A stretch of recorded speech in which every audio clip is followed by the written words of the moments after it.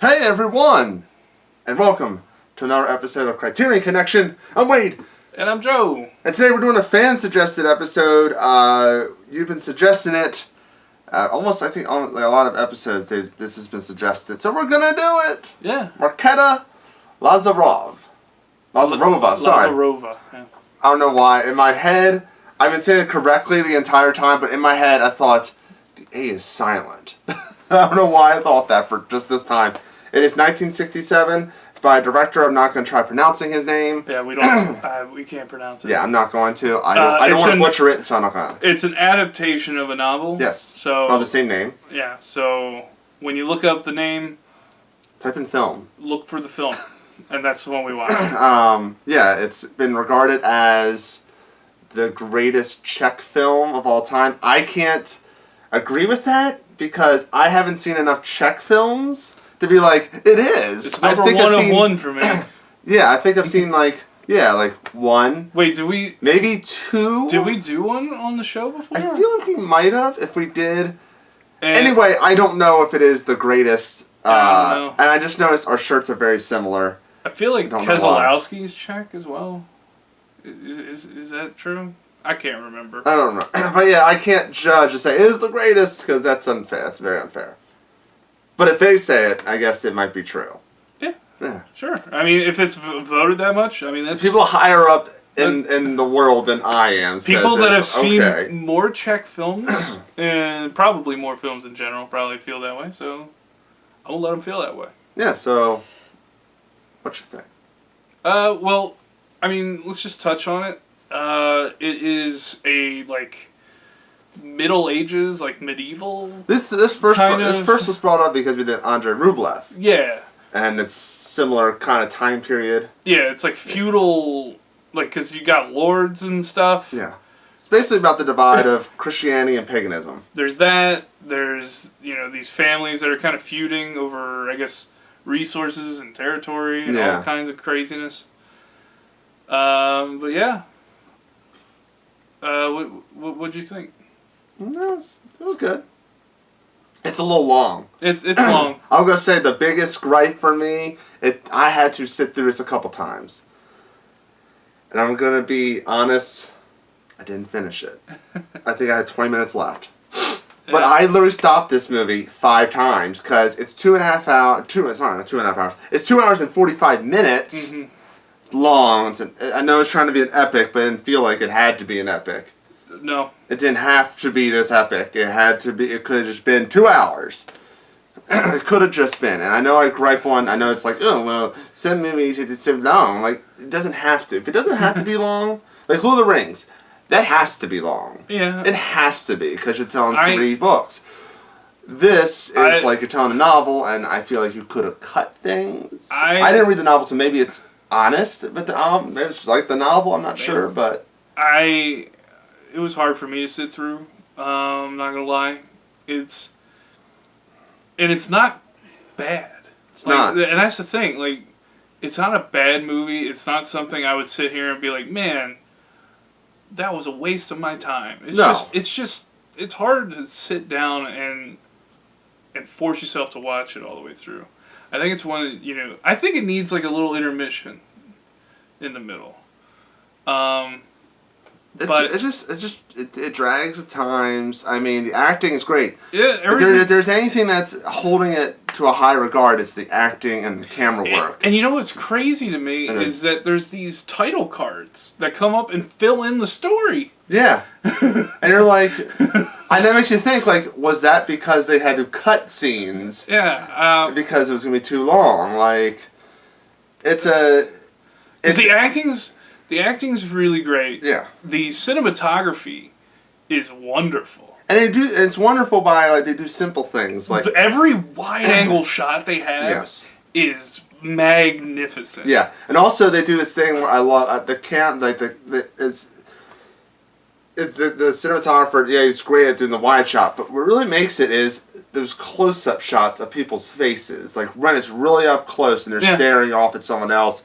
It's the girl is with the blonde hair and Marketa. Marketa, I know I was saying she had white hair or blonde hair, I don't know. Anyway. Yeah, she's the only one with light hair. Yeah. Like, Adam has light hair. But she looks kind of dark. She looks very, like, kind of like there's something inside her that's... Yeah.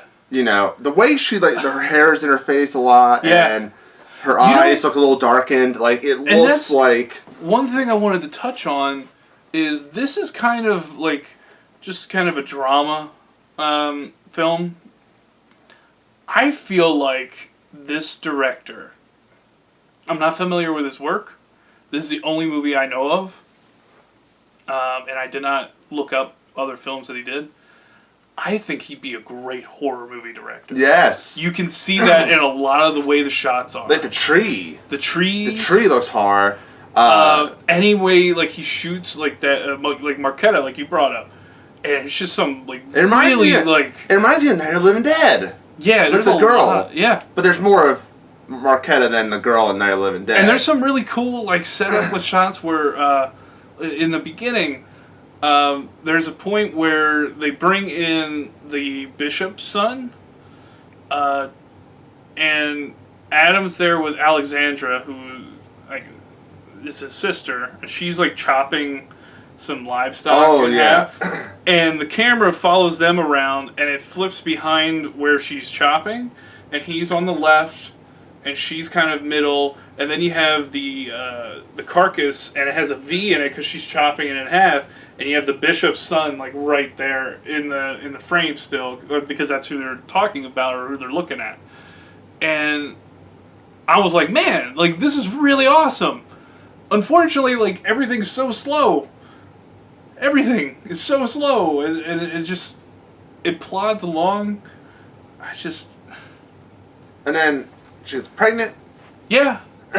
And it leads to the guy getting his arms cut off or whatever. That's the punishment. Yeah, that's why he has one arm. Yeah. In the beginning, because the beginning of the movie is really interesting. You're following this, like, royal, escort. Yeah. Yeah, and they come up to, I guess, rob him or something. Yeah, they're bandits. Yeah. Yeah, and they come up and they rob him, and all that sequence is really cool. You have the wild dogs, which are always shot really well. Oh yeah.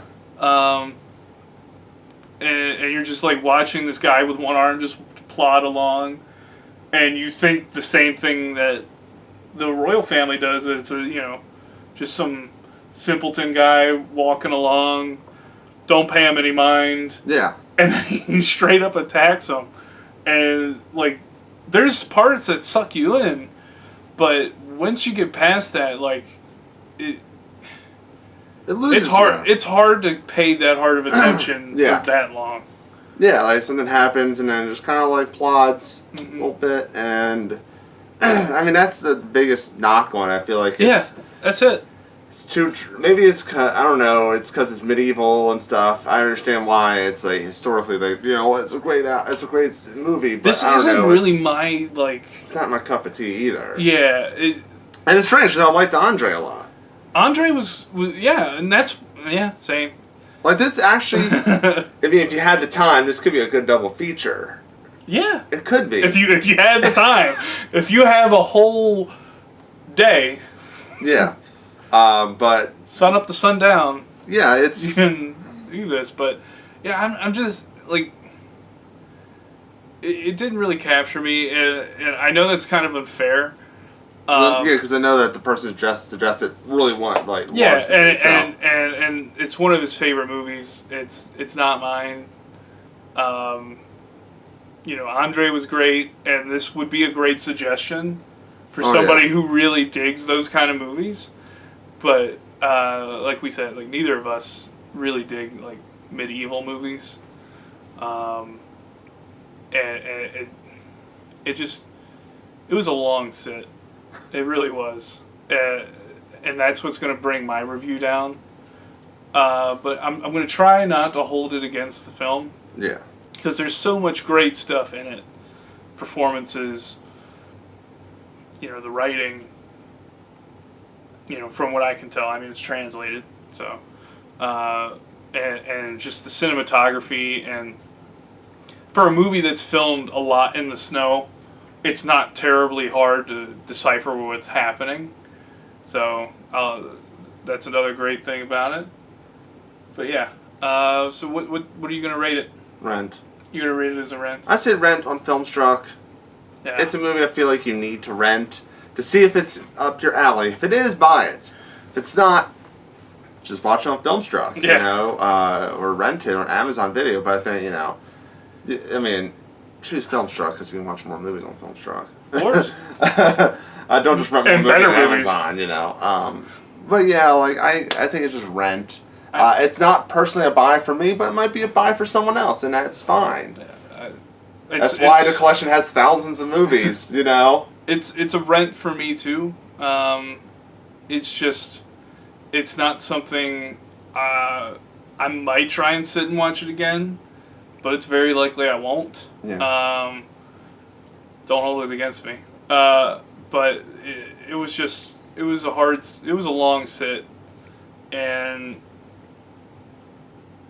I didn't get very much out of it besides the wow of certain shots and sequences. So, yeah, I'm sorry. That's why you're here. You're here for our honest opinion, because we're not Yeah. going to hold it back. We're not going to hold anything back. No. Look at our I Was a Teenage Zombie episode, and no, we don't hold anything back. That is true. So And I like those kind of movies, and it really bothers me still. that movie was so bad. It still haunts me. It's so bad. And I'm like, this looks like it'd be a fun, like, B-movie, you know, horror comedy, and boy, it was neither.